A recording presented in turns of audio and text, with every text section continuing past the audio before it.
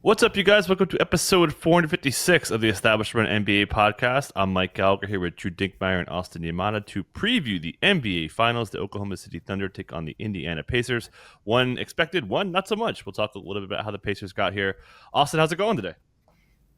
Good. Kind of nice little break we have between the last series and this one, just to reset. Yeah, it should be fun to talk through. Dink, how you feeling today?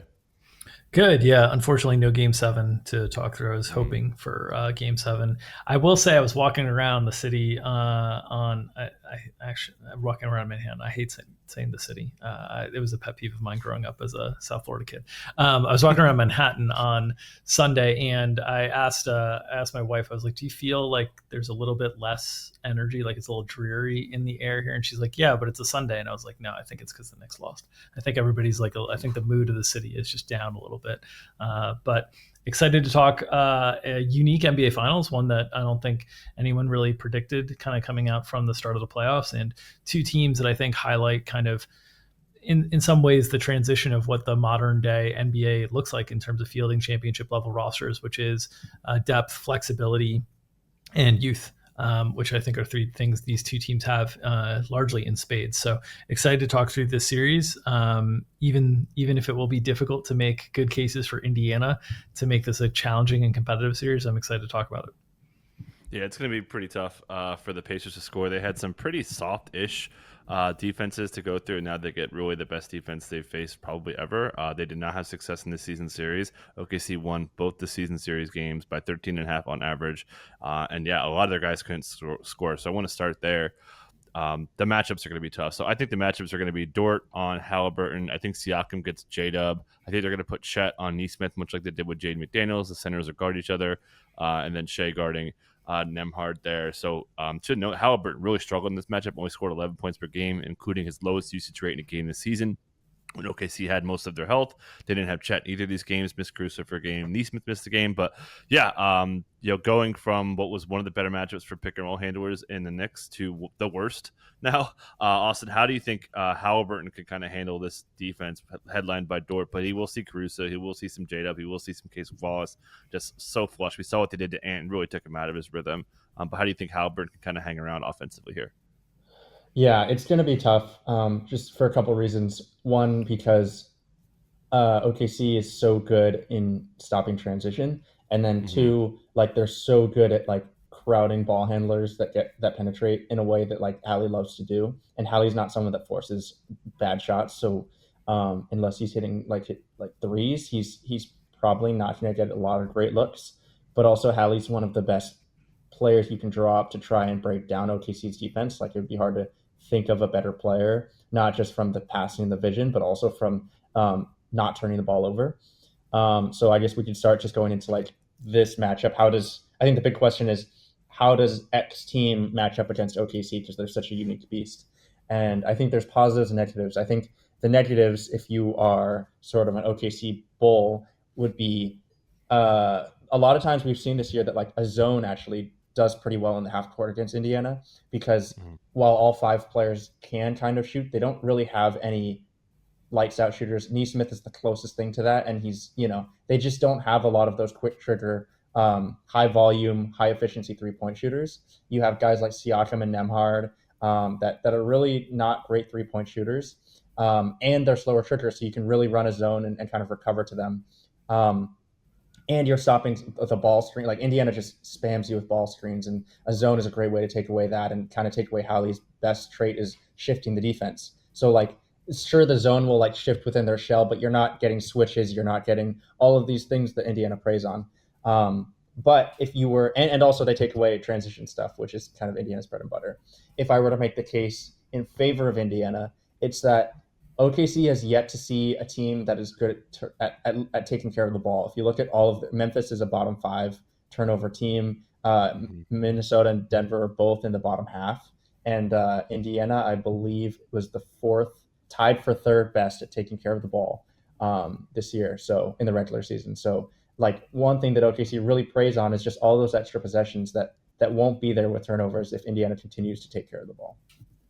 Yeah, and to that point, OKC transition defense kept teams to 11% in the playoffs. They were also one of the best in the year. And then per possession, they were 1.15, which is really good, like for transition. But that was huge for sure. Dink, anything on Halliburton and how this offense is going to operate that you want to add?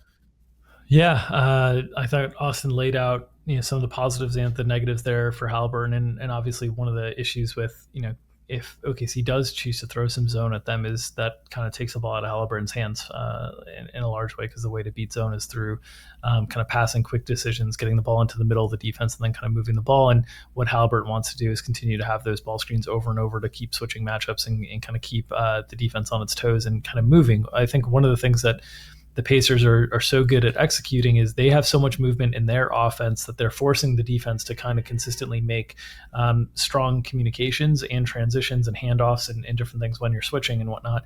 And OKC's defense is very, very good at that, very adept at that. And if they play some of the zone, they can take away everything's in front of them as opposed to them kind of chasing Indiana around all the movement. So I think Oklahoma City does have a number of options to make things more difficult for Halliburton. One of the other things is Halliburton loves to leave his feet when passing. He's incredible at not turning the ball over in those instances. That will be a real challenge against OKC with the length and the quickness and the anticipation that a lot of their defenders have. We talked on the last podcast about how they just really teach deflections and how they also draft for length and deflections. And so those will all be real big challenges for Halliburton. I think if he's going to have a strong scoring series, I think he's going to have to shoot the ball well from three. I think most likely he's going to, that's going to be the path is kind of getting hot from three. I think it's going to be harder to get the rim runs in the layups that he's able to get in games that play with more pace and in games that have weaker kind of opponents. And you talked about the Knicks being a great matchup for pick and roll ball handlers. He also had Milwaukee in there this playoff run, which is one that we've always liked to target for pick and roll ball handlers as well. And then Cleveland, who has been much, much better at that during the course of the season, but had some injury limitations that made them a little bit different. And Cleveland struggled kind of possessing the ball and keeping Indiana out of transition some. So I think it's going to take a great 3-point shooting series. The one thing that I'd get, I guess, what I'd check mark in Indiana's corner is just that they are a team that seems to understand situation and score very, very well. I highlighted this before in one of the previous episodes that, when Indiana is down late in the game, Halliburton is playing very, very fast and hunting threes relentlessly. And I think this is a really well-coached team that understands that they're going to be pretty big underdogs here. And I think they're going to just try to get a bunch of 3-point volume up. I think that's going to be their approach in this whole thing is let's limit turnovers. Let's get 3-point volume up. We're going to limit turnovers by trying to, avoid where a lot of the turnovers for OKC come is indecisive players getting near the paint, because then everybody's swiping down and kind of causing havoc with their length. And so I think Indiana's approach is going to be a little bit more perimeter oriented. I think it's going to be trying to get up as many threes as possible. And I think that's kind of the path is trying to hope that 3-point variance is on your side. The tricky part, obviously, is for OKC. OKC's offense has thrived so much on turning teams over and getting into that transition and whatnot, and they've been a little bit more susceptible in the half court. Though the half court offense really came on against Minnesota towards the end of that series. The challenge for Indiana is are they good enough? Are they stout enough in half court defense to really disrupt OKC? And they've lost some depth too. Indiana kind of coming into the series, so. As the rosiest picture I can paint for Indiana as a whole is just kind of leaning into variance and hoping that, they find a couple really hot 3-point shooting games and really cold 3-point shooting games from the Thunder to make this a competitive series. Yeah, to that point, in the corners this year for the Pacers, they're at 47.5% corner threes percentage made, 41.7 on the whole. They've been obviously led by Neesmith shooting 50%. But any secondary players, we just saw Julius Randle get clamped in a big way. That's going to be Pascal Siakam, likely seeing J-Dub to start, like I mentioned. He'll see a lot of Caruso, probably a little bit of Chet, not that much. I think they'll play Chet kind of off the ball like they've been doing. Should note, he did not have a good series either. 16.5 points per game, scored just 11 in the game that Caruso played, and only had 3.5 drives per game. He did not get downhill against a really good. I mean, whose matchup is tougher is what I was writing up matchups a little bit. I kind of feel like it might be Siakam just because his inability to get paint scoring really can hinder him there. Austin, do you have an answer to that? Who do you trust more for consistent scoring in the 20s, Halliburton or Siakam? And anything you want to add on Siakam's impact offensively? Yeah. So first of all, I wanted to clarify one thing. I did mention zone. I do think OKC might mix in the zone, but I didn't mean to say necessarily OKC is going to run like only zone against Indiana. I guess I was Yeah. just comparing like the way that you score versus OKC's defense is similar to the way you score versus zone. Obviously, like they will switch and they will leave the corner, but other than that, like the sort of like uh swarm the middle and then spray out is definitely like how OKC defends. Um, the one thing that I wanted to add on, and this kind of ties into the Halliburton and Siakam question, is like how did Indiana beat the New York Knicks? And it was relentlessly get hunt hunt matchups, like relentlessly. We saw that every game in the series. Brunson had to defend way more in isolation than he had probably the rest of the playoffs combined. They tried to get Cat involved, and like the Knicks were switching a lot of stuff and just kind of letting it happen. OKC does switch, but there's no defender that they have in their starting or closing unit that you would want on a switch that's anywhere near Brunson or Cat level of defender. So like, who exactly? Like, sure, you get the switch with Hallie or Siakam, which is what they love to do, but who exactly are you targeting that you think you can really take advantage of?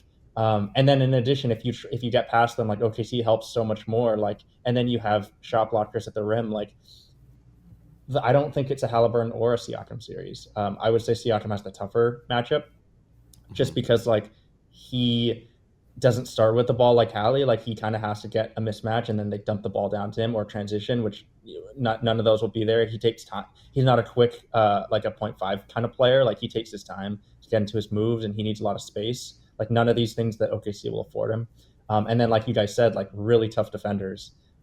So yeah, I expect him to have a really tough series.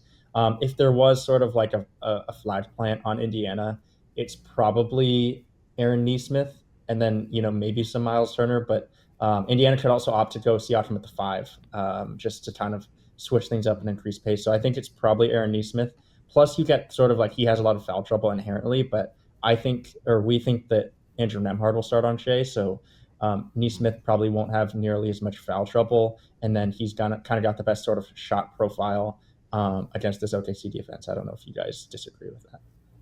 I think Nemhard's interesting. I think if they want to take some pressure off Halbert, which they're going to want to do, we've seen that at times when they just kind of let Nemhard lead the handling and then kind of put pressure on SGA that way. I think that makes some sense. I do agree Neesmith's going to be left open a little bit. We saw Chet leave Jaden McDaniels a ton. I don't know about Miles Turner. Miles Turner does not take corner threes. He takes 0.7 per game. He only took 11 all season. So he's not a corner three guy. He only took one left corner three, which I thought was weird when I was looking up stuff. But yeah, so I think Nemhard would probably like be the guy that has to carry them. Dink, where do you kind of come down on the secondary Pacers impact players? Yeah, when Austin was asking who you attack, there's not a good answer for OKC, but I think the answer would be in terms of who you hunt. I think it's SGA, and I think the reason you're trying to hunt SGA is trying to make him work as much as possible on the defensive end. And I wouldn't say he's their weakest link, but he's not demonstratively their best link. And so I think that would be the player that you try to hunt as much as possible. I think ideally they'd be trying to hunt him with Siakam with some size, but I think it'll be difficult to get into those types of matchups. And in terms of the role players that really need to step up in a big way for for Indiana, we've seen generally we saw it in the Minnesota series. It was Nikhil Alexander-Walker. We saw it in the Denver series to some extent. It was Christian Brown and Aaron Gordon. You need role players to really elevate in a meaningful way. So I think Nembhard and Neesmith are the best options to suggest there. I mean, we're getting kind of thinner at some of the options when Jarris Walker looks like he's going to miss the first 2 games. Tony Bradley doesn't look like he's super up and running. Centers as a whole are a little bit tricky against OKC. So Thomas Bryant, not a particularly great spot at all. And then you get into the bench conversation. It's like TJ McConnell. Well, we saw how much just throwing size at TJ McConnell sort of neutralized him with DeLon Wright in the last series. And OKC's got that in spades that they can throw at him with Case and Wallace, with Aaron Wiggins, if they wanted to kind of go that route. Then you get into Benedict Mathurin, and it's like Mathurin's a player that we really like when he's able to get to the foul line a bunch, or when he's able to get to the rim. Maybe he'll be able to get to the foul line a bunch if the whistle is a little bit tighter, because we know OKC is always going to be aggressive physically. But generally, like getting to the rim against OKC is really, really challenging. Getting in transition is really, really challenging. So you got to beat them with shooting from deep. And the best chances that they have at that are probably Neesmith and Nembhard. You're probably going to get open looks for Ben Shepherd when he's out there. They're going to need their secondary and tertiary guys to make threes at a really high volume. And it's tricky because even like Halliburton's a guy that can ramp up his 3-point attempt rate by just getting deeper and deeper. But you're going to that's going to be put to the test because OKC is willing to be very aggressive defensively with primary ball handlers and like make them work all the way through. I think some of the things that Indiana has really taken to their opponents in terms of full court pickup and different things, I think is going to be tested on their end in this series because Oklahoma City just has an incredible amount of depth in defenders that they can throw at Tyrese Halliburton, and this is the first time that I think the Pacers have been kind of matched from a depth perspective. And then also because McConnell and Nembhard both from a size perspective, just not as effective as kind of lead ball handlers against the size and length of OKC. I think there's a lot of pressure on Halliburton to really carry things offensively. And I think OKC is going to identify, like, we got to make him work as much as possible and try to grind him down. And so I think you're into Nembhard and Nesmith as the options. Maybe Miles can, hit some threes from the top of the key. But I think the shooters are the ones that have to play really well for Indiana to make this a deeper series. Yeah, then you kind of hinted at Austin on the bench. I kind of think this could be like an Obi Toppin series, just to get more offensive punch to hang around, play a little bit faster as well, because you don't want to get in a half court battle with OKC. Like, you're going to lose that battle. So I kind of think Obi could get pushed up at the expense of Miles Turner. I think Miles Turner goes from like a really good matchup to like a really bad one as far as like ability to score for the reasons we're kind of laying out here. Do you think that Obi can kind of push up, Miles push down? Also could mention Mathurin. I think the series can play really small, and we were talking before, you kind of agree there. But yeah, how do you see, it should mention Mathurin coming in with some pretty decent momentum. 2 of the last 3 games he was really good. How do you feel about where the rest of this bench fits? We talked about McConnell already. Yeah, I kind of like Shepherd, just like another bigger wing guard defender with some size to match up against the OKC isolation scorers. That's probably where I go first. I agree with Obi too. If you want size, and you're kind of, I guess I'm less bearish on you about just Miles scoring, but I kind of agree. Like, I don't know how many minutes he's going to play. I really don't think that this is a Thomas Bryant or maybe even a Tony Bradley series. Like, by game 3, we might see no backup center. We might see Obi Toppin as the singular backup big, because like between Siakam, Turner, and Obi, you just use them as the 4-5, and that's enough minutes to fill. And I think you really want to keep up pace. You really want to stop OKC in transition. You really want to make sure they can't, because OKC is also a big matchup hunting team. And like, just thinking about Miles, or like just thinking about Thomas Bryant guarding Shea in space does not sound particularly fun from a Indiana perspective. Yeah, I think If I could add really quick, jump in on a point I wanted to add. We saw Miles Turner play some drop early in the Knicks series, and he got cut out. We saw what Rudy Gobert playing drop was. That was disaster. Like, SG killed that. So I don't know. That's kind of another reason why I think Miles could get cut a little bit. Go ahead. Sorry, I just wanted to get that in there. No, yeah, I agree. I don't think Miles is going to be playing 36 plus minutes. I do think he'll get cut a little bit, which kind of like at some point you just need to fill minutes, which I don't think this is a great Mathurin series from a scoring perspective. Like, OKC is just going to take away what Mathurin does best. But like, at least Mathurin is another winged body that you can add. Like, just because you have to fill minutes if you're not playing as many bigs, like you have to against the Knicks. Like, Mathurin is going to naturally get more minutes filtered to him. But I do think, like, if you stay out of foul trouble, like Nesmith and Shepherd could really see their minutes maybe more elevated than any other series this playoffs. And then that might also mean they can run more double guard lineups, which like we haven't seen Hallie with a big minute ceiling the way other stars on other teams have gotten to. Like, could this be the series that Hallie actually plays 38 to 40 minutes?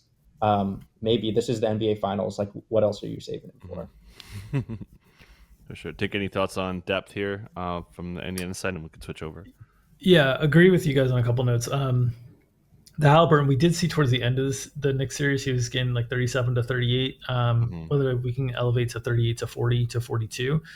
There's a lot of days off in between these games as well. It's like pretty consistently like 2 days off in between every game. So there would be no reason not to try to condense things like as much as possible. And I think they're a team that's been deeper than all their opponents. I do think they're running into some depth issues because of the way that OKC just like makes you one-dimensional. And I thought this would be a series that would be really good for Jarris Walker to play a lot. And that injury, I think, is like kind of a low-key, like, meaningful point for Indiana and just having like one less player available to them that kind of fits in terms of switchy, big, has some size kind of on the wings that would help fill in those minutes. Because as much as we're talking about like, Thomas Bryant trying to defend in space against SGA, I mean, Obi Toppin trying to defend in space against SGA isn't significantly better. They're going to run into a lot of challenges here. And so the guys that I'd say that they have a good comfort level with defensively, like guarding in space in this series, is probably going to be Nembhard, who gives up size to SGA in a way that like Nembhard was much more effective against someone like Brunson, who's like more his size, Neesmith, and then Shepard. And then after that, there's not a lot. I mean, you're okay with Siakam. You're fine with him. You're not super excited about Turner or Obi Toppin or Mathurin. But I'm in agreement with Austin that at some point you need to fill wing minutes, and at some point you just need offensive punch out there. So I think Mathurin's going to play a lot more than he did in the Knicks series, just because like you need to have somebody who could potentially try to score the basketball and make tough shots. Like OKC is going to force you into a ton of tough shots, and so they don't have a lot of tough shot makers, right? With size, like McConnell's a tough shot maker, but in all the ways that OKC takes away, like all the stuff around the paint, all the stuff around the rim, and that's going to be really tough for TJ to generate offense in the way that he has in these earlier series. And so I think Mathurin's going to have to play like a good bit just because they need some shot creation from size out there. So I think Halliburton, Mathurin, Siakam, and then Halliburton creating threes for the role players. Like I think that's the offensive way to try to keep up with OKC. And on the defensive side, I just don't. There's always going to be somebody for OKC to hunt. I don't see lineups out there that are clean for Indiana to be able to have somebody that can't be aggressively hunted. So I think those are some of the challenges that Indiana faces, is that they're really at a different level of they've had depth advantages on all of their opponents throughout the playoffs, and I think they're severely outgunned here on a depth perspective. Yeah, we saw a lot of teams that were quote unquote deep, and like they just sometimes don't look deep against OKC because they're just that good. So I think, like you were saying, I think McConnell could like lose a lot of the overlap, maybe all of it, just to get a little more length. And we saw the Knicks leave McConnell for three all the time. Like you need all the space you could get, and I don't think McConnell helps. So I think McConnell could get kind of pushed down. We saw him play like 10 minutes one game in the Cleveland series. I could see something like that. So yeah, anything else Indiana wise that you want to add, Austin? I think we mostly covered. We can kind of talk about the other side. Yeah, I think we're kind of good. So let's talk about SGA killed this team. He scored 39 per game in the two. Going to guard Nembhard, fellow Canadian as well. So talked about Miles playing some drop coverage. Talked about the ability to hunt. The Pacers, pretty good transition defense as well. Should note, obviously, the turnovers we talked a little bit about with the way they took care of the ball. But is SGA we saw him take care of Christian Brown, Jaden McDaniels. We saw him really just have his way with like elite on ball defenders here. But what do you think Nembhard could kind of do to slow down SGA, and can he? Nothing. I don't think there's anything he can do. I don't know what to say. Like Nembhard is really good at like applying pressure and making you work, and just like doing these little things, kind of almost Patrick Beverley-esque, that wear down over the course of the game. And he's really good at like kind of just denying opportunities, like lowering volume. But like if you get him in a one-on-one setting, like I don't actually think Nembhard is the best like one-on-one. Like he's really good at all these little things, but he's not that big. He doesn't force that many turnovers. Like he doesn't have the size or the strength to guard SGA one-on-one. Like I think SGA is gonna have his way, and just the way that like even when you sort of heavy help on SGA the way like Memphis started to do, like SGA is still so good at getting fouled, so good at like step throughs and being patient and rising above defenders. Like Indiana does none of those things. Like this is one of the easier matchups that SGA has seen, let alone playoff matchups he's seen this whole run. And the only other team that kind of defends him like that is Minnesota, but Minnesota has so many better lengthier defenders and rim protection. Like we can talk about series leader stuff, we can talk about props, but like SGA is lined incredibly high, and it's hard to argue that it's not reasonable. He should really have his way against Indiana all series. Yeah. And then J-Dub, we've seen him really turn it on, killed in the last series with the three-point shooting that was killing him the first two series there. I think Neesmith's going to guard him, and then it'll be a little bit of Siakam, but do you think J-Dub could like threaten SGA for score here, Dink? Or do you think it's going to be just SGA over and over and over again? Yeah, I think it's going to be more of an SGA series than a JDub series. Not that it's a bad spot for JDub, but just I think the spot is so particularly strong for SGA here. And Mhm. some of the things Austin alluded to in terms of Nembhard, I think this applies to Neesmith as well. But those two guys, in terms of where they're at their best from a defensive standpoint, it's sort of like getting into you and getting into the ball. And that is so difficult to do against SGA. Like, so difficult because he is so good at manipulating body positioning to draw fouls. And so to defend SGA well, I think the guys who are going to do it the best are the ones who sort of don't get into SGA but move their feet laterally really quickly and then have length to contest. And like, there's no answer to stopping SGA, but that's the easiest way to make him beat you with 18 footers instead of at the free throw line at the rim. And I think Indy doesn't really have that option. I think their best option to do that would have been Jarris, and I don't even think he's that good of an option to do that. So like, I just think this is a particularly strong SGA series. You might see stuff where they have, like, I could see stuff where they have J-Dub try to bring the ball up a little bit more to just try to like take that pressure off of SGA. Let him like basically, J-Dub bring the ball up and then, do a little dribble handoff to get SGA the ball at the top of the key and then go with the offense, just to get like Nembhard a little bit of space away from him instead of having him be able to pick up full. But and I think Neesmith is a better defender than Nembhard. So like, I think this is in some ways like a tougher matchup for J-Dub, and especially what happened at the end of the series with Minnesota, where they were trying to shade help towards SGA and leaving J-Dub for like the above the break threes. I don't see Indiana really getting into those types of coverages.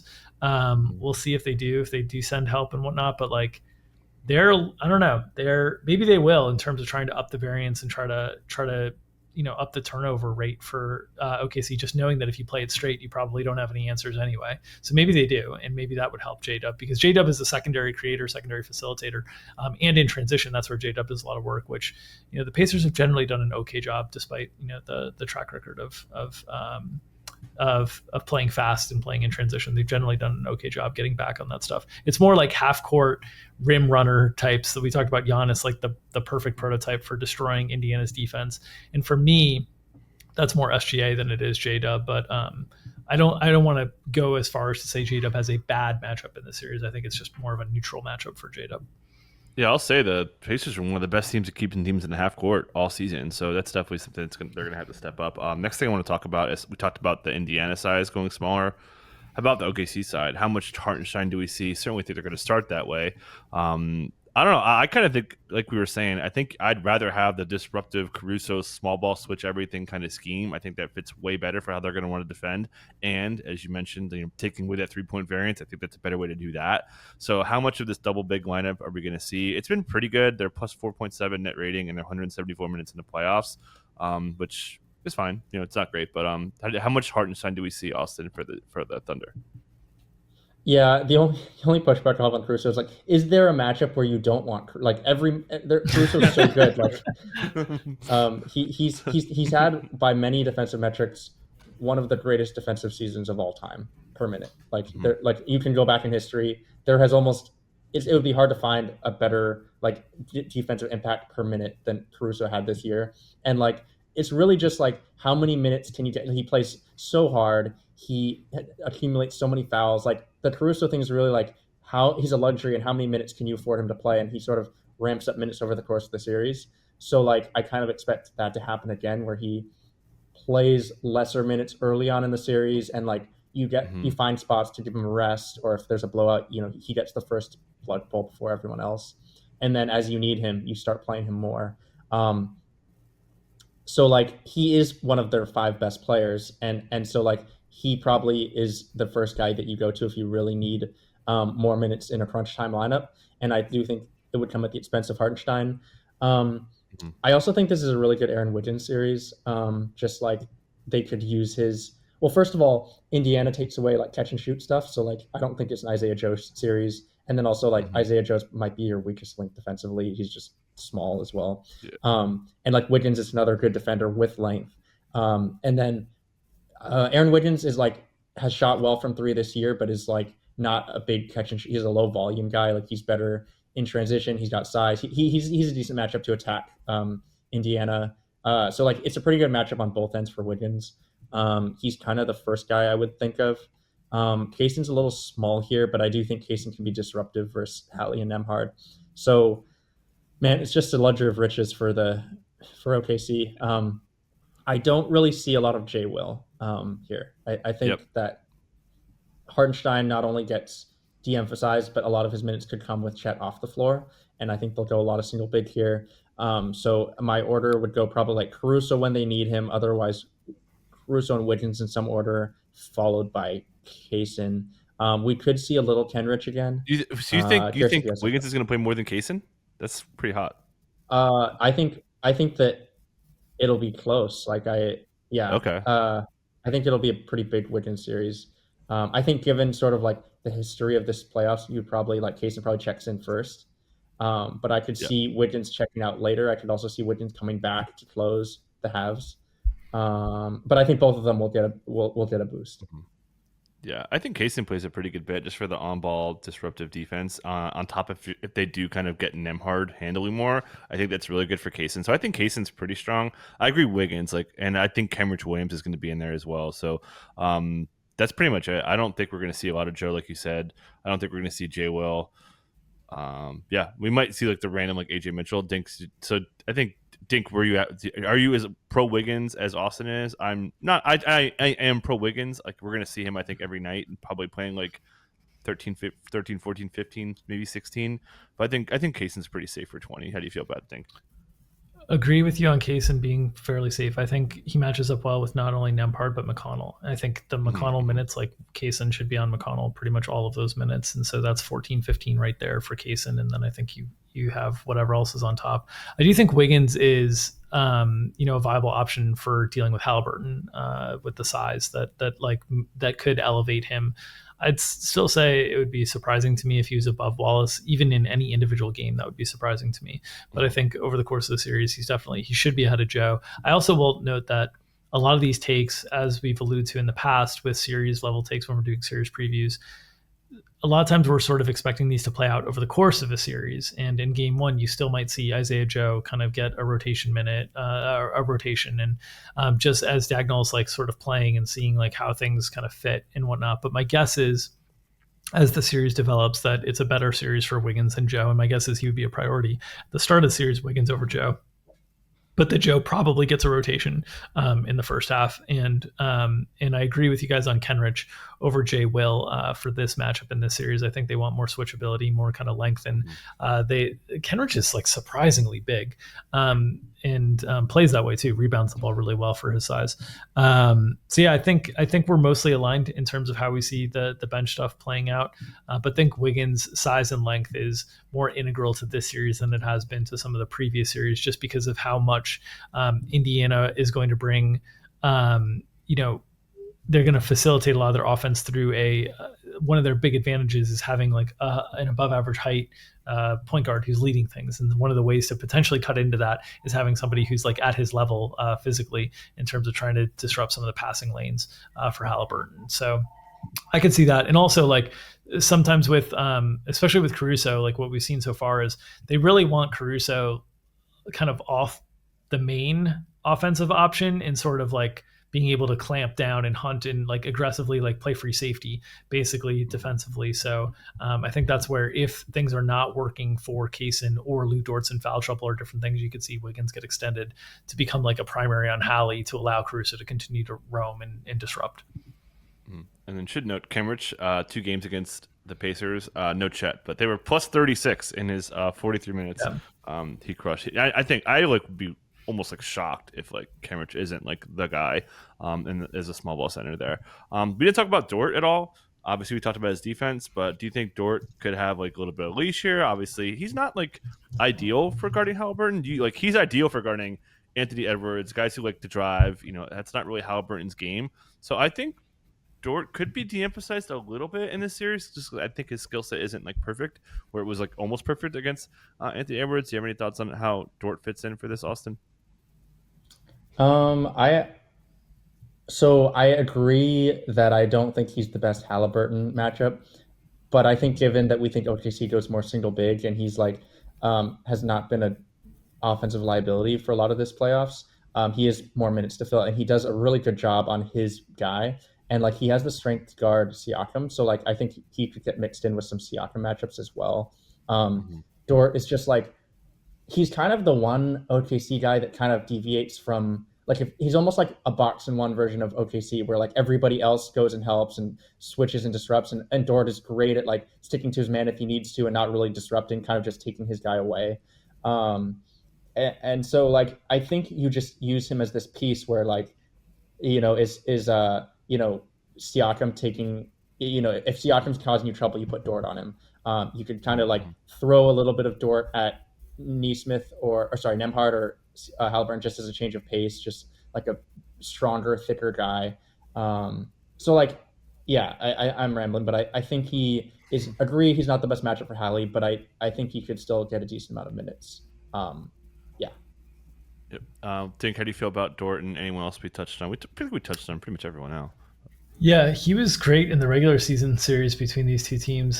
Shot the ball 6 for 7 from three in one game and 3 for 8 from the other. So 9 for 15 in the two games. Played 33 and 35 minutes. As you mentioned, they were without Chet Holmgren in both these games. So that's when they were sort of emphasizing, Lou Dort and some of the wings a little bit more. They were, I mean, I think he matches up best with Siakam. I think that's his best matchup on the floor. But obviously, like I don't think I think that's J Dub's role. So I think they're gonna. I agree that they're gonna start Dort on Halliburton and J Dub on Siakam, but I wouldn't be surprised if there are minutes that J Dub is off the floor, that Siakam is on the floor. If those are Dort on Siakam and then like Kaysen or Wiggins on Halliburton, something like that. I wouldn't be surprised if they end up going into some of those looks, because I just think the ability to draw charges, the like low base to the ground, the kind of strength that Dort plays with, I think are all things that are good at sort of making things harder for Siakam and don't apply in the same way to Halliburton. Not that he won't make things difficult for Halliburton, but just I think more difficult for Siakam relative to their normal baselines. But yeah, I think as we're talking about the series just playing smaller in general, I think that's beneficial to all of these wing players. And so I think unlike the Denver series where we knew that there was going to have to be like extra bigs out on the floor and it was going to squeeze somebody, I think we weren't sure how that was going to go in the Minnesota series. It ended up playing down size a little bit as the series went on. I think in this series against Indiana, we're pretty confident the series is going to play smaller and smaller. I mean, we're talking about maybe even Siakam at the 5 type lineups for Indiana. So there's a lot of room for Dort to be out there. And so I would expect his minutes to be strong. Yeah, and then are we going to see like really small? Could we see like no Hartenstein, no Chet? Like we saw a little bit of that. I think it was in game 1, and then basically putting in like, could see Wiggins. Obviously, I think Casey will also be in that, Caruso, but like, J Dub, SGA, Caruso, Dort, and I guess Kaysen. Like I think we can see a little bit of that. Do you think we like where do you stand? I think Chet's in a pretty good spot, but I think Chet could actually get pushed down if it like plays really small. Austin. I don't think I agree. Like, I think it's more of a break glass in case of emergency.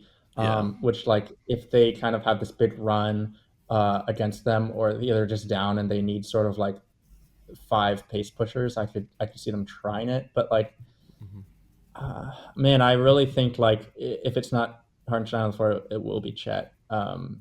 Chet just provides that rim protection, and the Pacers put a lot of pressure on, not necessarily the rim in terms of like the most amount of shots taken at the rim, but they do really love to like get into the paint and just like Chet just being there is just India also loves like lobs and stuff. Like Chet just feels pretty important here.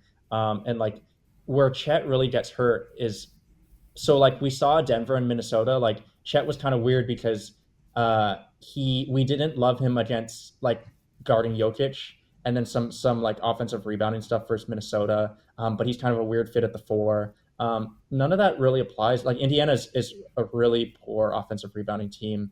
Like you're not really worried about Miles Turner and Siakam crashing. Like what are you losing with Chet at the 5? Like not that much compared to the previous 2 series. So we'll talk about series bets in a bit, but like we think Chet is maybe lined a little steep, but like I think we kind of agree with the books that like Chet should be important in this series. So would be really hard for me to see Chet getting cut down here for me. Yeah, I think he's gonna be pretty strong, but I could definitely see it. They've used that lineup I mentioned for 9 minutes in the playoffs, plus 28 net rating for what it's worth. Think where you at on Chet? I'm more on Austin's side. I mean, I think it's more if we get the no big lineup, it's because of like foul trouble or Mhm. trying a different look or different things like that. I mean, Diagonal likes to experiment, so I don't want to have any hard rules. Like, no, we're definitely not seeing that. I think there's a chance that Yeah. we see some of that at some point, but I don't think it'll be a staple of kind of the strategy that they're going to, and I don't think it's something that. I think it's more of like a change up that they might employ at times, and the question for me with OKC bigs getting cut down is not with Chet, it's with Hartenstein. And I mean, the two games we saw in the regular season were both without Chet, so not a lot to garner from that. But Hartenstein played 14 in one and 33 in the other. In the one game they played 14, that was Kenrich up to 27 in that game. So I think in general, like Hartenstein is the one to be more concerned about in terms of minutes floor really falling out from underneath you, because all of the things that Indiana likes to do are just a little bit more challenging for Hartenstein in terms of like making you move side to side, making you try to kind of get up and down. The best thing for him is the ability to offensive rebound and be a roll man against Indy's coverages, but defensively, like he's solid and he can defend Siakam kind of in space okay, but I think he's if Indiana's having a lot of success offensively, my guess is the first lever getting pulled is getting Hartenstein off the floor, because I'm guessing it's coming a little Mhm. bit at his expense. Yeah, just floor spacing for sure. And to be clear, I think Chet's. I was kind of throwing that scenario out there, Yeah. but I think Chet's going to have a pretty big series. Yeah, I'd be pretty encouraged by him. Probably not going to play like a boatload, but I think he's pretty safe for like upper 20s most games. Anything else, Austin? I think we kind of covered all the angles here. We could talk about coaching advantages. Carlisle's been crushing there. Dagnall's been a little bit better since the middle of the Denver series. I think he's any sort of coaching takes that you wanted to get off. Yeah, I think Carlisle is just like one of the most self-aware coaches in the NBA in terms of like, I don't know whether coaches have these unrelenting beliefs in their team or if they just have to say that they do. But I think like Carlisle is like weirdly transparent and harsh about like I think we're good at this and I believe in our team for this reason, but I don't think we're good at X, Y, and Z in ways that most coaches won't articulate. And like we saw it in each of the last two series, like Carlisle is just so aware of his team's strengths and weaknesses, and like I think he's not blind to OKC being a big favorite. Like similar to how they approached Cleveland, like I think they're going to increase threes, they're going to increase pace, they're going to do everything to up the variance, especially on the games in Oklahoma City, and especially if they're like tied or down in the series. So I think they're going to operate in the way that you would want to operate from a game theory perspective and trying to take 4 of 7 from OKC. What that Mhm. means is it could be maybe a higher pace. It could also mean sort of like these bigger swings, maybe more blowouts, just because of the way that Indiana is going to play OKC. Um, and I guess we could sort of transition that into game one handicapping. I did bet a Mhm. -8.5 at open, -8.5, -110. There were a lot of -9, -105s available then. It's moved very slightly, but I'm a little surprised to see like a lot of nines still around at normal vig. I like OKC even at 9. Um, they opened, 8.5 versus Minnesota, like very similar. I think Minnesota is like a better team and better matchup against Mhm. OKC. Granted, we have a look back to see that OKC like handled Minnesota thoroughly, but and at the risk of just being low on Indiana every single series for 2 years, I still maintain they haven't faced a really good team yet in this run, and that's not to take away credit from Indiana for what they have done against lesser teams, but like we haven't seen them play a team anywhere near OKC's level. So Mhm. this series price is a little steep for me. I haven't bet it, but I did bet OKC for game one. Curious on your Nice. guys' thoughts. Think where you at for game one? And I joked it like I didn't joke. I was like, I think I'm going to take them. I took them. I think OKC could kind of wrap this up in pretty short. So I took the -2.5 games, -115. I feel like they're just going to dominate them. In my opinion. Think where you at for game one in series? Yeah, I've come along to your side of the ledger, Mike. And so I'm ready to lose more money on Indiana. So we'll see. But I took -9, and I took Mhm. the serious stuff. I actually took the -675. I laid it. I just Oh, like I just like we'll see. I mean, let's see if Indiana what? can absolutely bankrupt me. But the more we talk through this, the more I the path to winning 4 games against OKC, I think Denver sort of highlighted it, which is like Mhm. you gonna get blown out a couple of games, but you got to win like most of the close ones. You got to win like 60% of the close ones, right? And or more.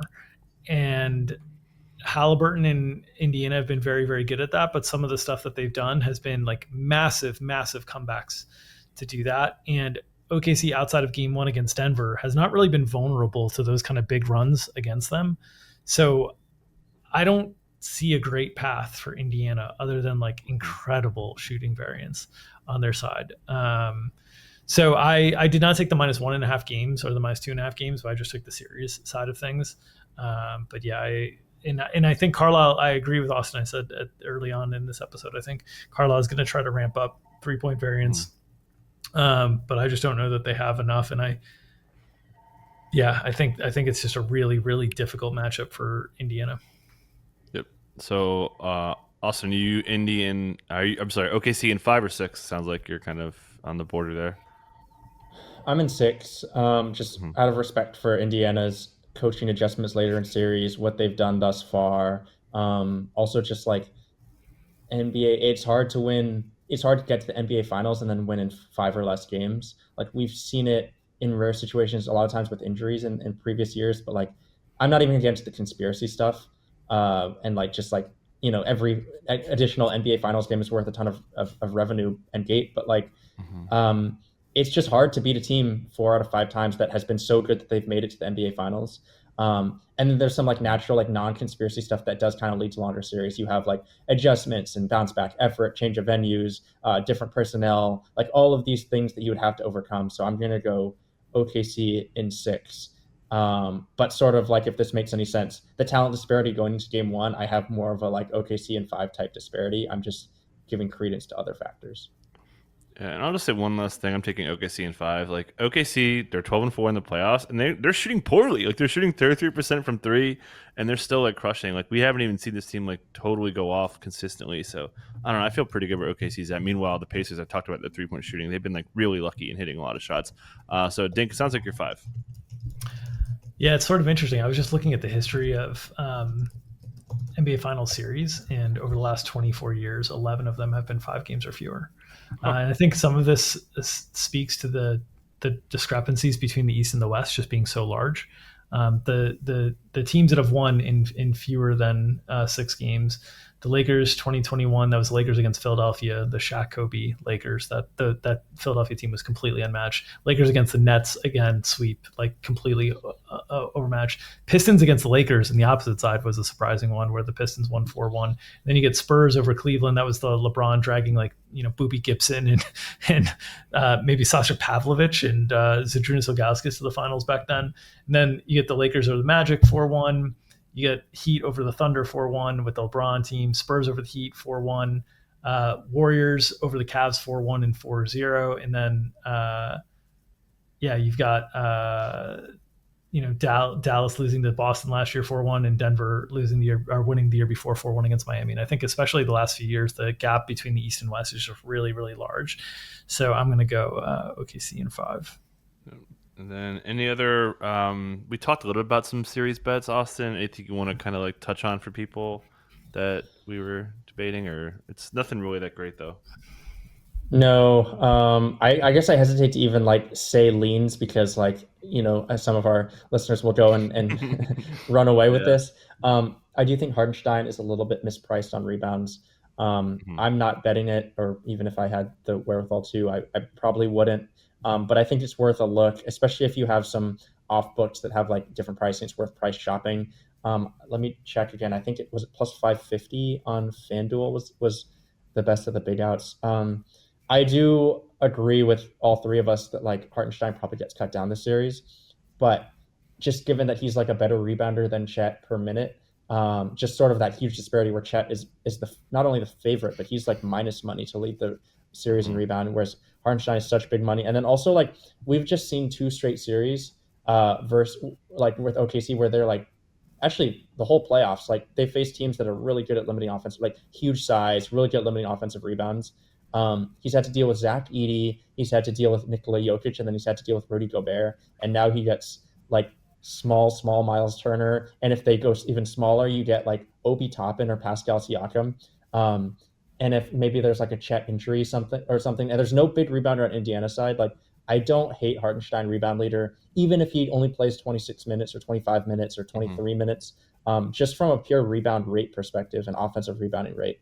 And then kind of like Drew's favorite point, which I agree with strongly as a sharp take, is like if these series do go shorter, like a stat leader on a bigger plus favorite becomes a lot more doable when you only have to lead over the favorite in 4 to 5 games. So and then, I don't really want an Indiana rebound leader, just not only because they don't rebound a lot and they don't have one concentrated rebounder, but also like how many rebounds, like OKC doesn't miss shots, like, and they go to the line a lot. There's just not a lot of rebounds to be had. So if I were forced to play one, it's probably Hartenstein, but nothing that I really love. Yeah, I think one thing that I'm leaning towards now is SGA assists. He's 5-1. Like you're just bet. It's basically just a bet that the Pacers can't score. Like you got to score the basket to get assists. So it's 5-1. So I don't know. I think I might take that. Just kind of like hope the Pacers can only score like 85, 90, 95, like the games they lost. So Dick, any thoughts on those bets? Anything else you want to mention? Yeah, the only stuff that I liked, which there's not much, but if I'm going to play the series, is this going to be shorter in general? I think long shots on threes and rebounds, where there's just not a lot of statistics accumulated during a 4 or 5 game stretch, is the way to do it. I'm not betting either of these, but the two that caught my attention were Siakam most made threes at 40-1. He took 5 and 7 in the 2 regular season games. And I sort of think like, if I'm thinking through Rick Carlisle, who's like, we got to get up more threes possible. It's going to be tough for Hallie to get up more threes unless he just keeps like taking deeper and deeper threes, because I think the coverage is going to be so aggressive on him. Whereas I think the coverage is going to sag off Siakam a little bit. And it's just going to be like, yeah, Pascal, like that, like 3-point shot with a hand in our face might be the best shot that we can get. And so just take more of them type thing. And then SGA at 16-1 to lead the series in rebounds. That's more of a like, this series just plays super small in the hole. Indiana's taking a lot of threes, leads to longer rebounds. OKC's just getting more of the rebounds in general. Like that's sort of the path for we just saw this with Anthony Edwards, in the previous series at 50-1, which I know some of the Action Network guys hit. Where we wanted to fade Rudy, and we were right in fading Rudy, but we didn't find the right winner alongside that. This one, it's not that we want to fade Chet. I think Chet is like correct in terms of where his line just maybe a little bit too. I would probably have Chet more like a -110, +100 than like the -160, -150 we're seeing. So Shea at 16-1, I think is viable, but I'm not going to bet either of those individually. I'm just betting. I'm just putting, the mortgage on OKC winning the series to win a dinner, essentially. Nice, love it. All right, Austin, anything else before we get out of here? Do you want to shout out? No, but it's been this is my first year with ETR, and it's been a lot of fun. It's kind of sad that it's like this season's coming to an end, but nothing else to add. Just been a really fun season overall. Yeah, it's been great having you for sure. Think anything to mention to get us out of here? Schedule note, because game 1 of the NBA Finals is on Thursday, our next podcast is going to release Friday, probably late afternoon, evening, maybe even Saturday morning. It'll be Austin and myself, as Mike is traveling, on Friday, recapping game 1 of this series. So look for that on Friday evening or Saturday morning. Plenty of time to digest that podcast because game 2 is on Sunday night. So we'll have some space in between these. After that, it will be the normal Monday, Thursday approach. It fits very well. A lot of Sunday games, a lot of Wednesday games in this series. So we'll be able to recap those games there. If you're interested in any of the premium content that we've got going on over at Established Run, you can check out establishedrun.com/subscribe for more details on our premium product offerings around the NBA and the WNBA, which we're very proud of the work that we're putting out in our first season covering the W as well. So check us out over there for any of the premium product offerings. And thank you to all of you listening alongside on iTunes, Spotify, wherever you get podcasts, or watching us on our YouTube channel, Established Run NBA on YouTube. Appreciate you guys supporting our content. All right. Appreciate everyone out there. Catch you guys next time.